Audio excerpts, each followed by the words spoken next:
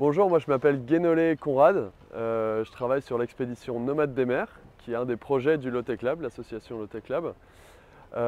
Moi j'ai une formation d'ingénieur à la base dans le milieu marin. J'ai pas mal bossé dans le monde des ONG après, dans le développement. Et ça fait 4 ans que je travaille sur ce projet un peu fou d'expédition autour du monde.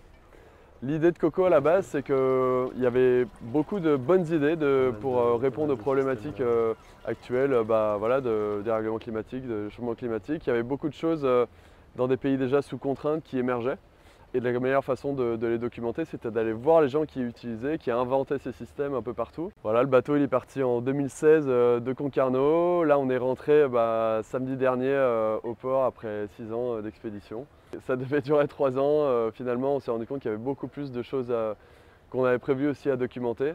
Tout ça, c'est disponible gratuitement en open source sur notre site qui est un peu un Wikipédia, si on veut, de la low-tech, donc des plateformes de tutoriels.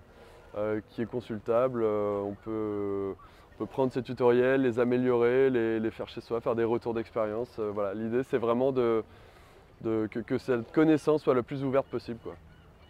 Des choses qui m'ont vraiment marqué, des modèles qui sont déjà aboutis, ça va être par exemple le filtre céramique dont je parlais qu'on a rencontré au Guatemala.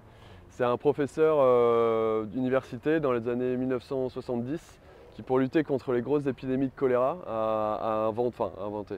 Pendant plusieurs années, on a inventé ce système. C'est un système qui se permet de potabiliser de l'eau de manière vraiment accessible parce qu'on est sur de la poterie, c'est juste de l'argile et des résidus d'agriculture. Avec vraiment après des proportions très encadrées parce qu'il faut une porosité, une microporosité très définie. Mais ça permet de potabiliser de l'eau qui est complètement impure à la consommation avant. Et ça, du coup, il a décidé de le diffuser tout ça en open source aussi, donc librement, de ne pas mettre de brevet là-dessus.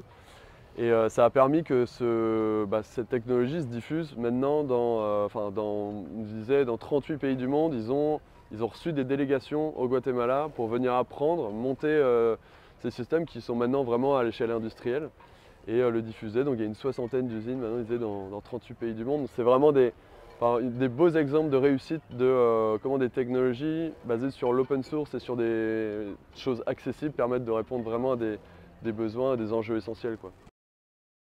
Corentin et Caroline, qui sont les équipiers à bord, eux repartent sur une expédition pour tenter de combiner en fait différents systèmes qu'on a pu rencontrer dans une zone assez aride, dans un désert au Mexique en fait, pour vivre 4 mois un peu en autonomie avec plus de surface aussi.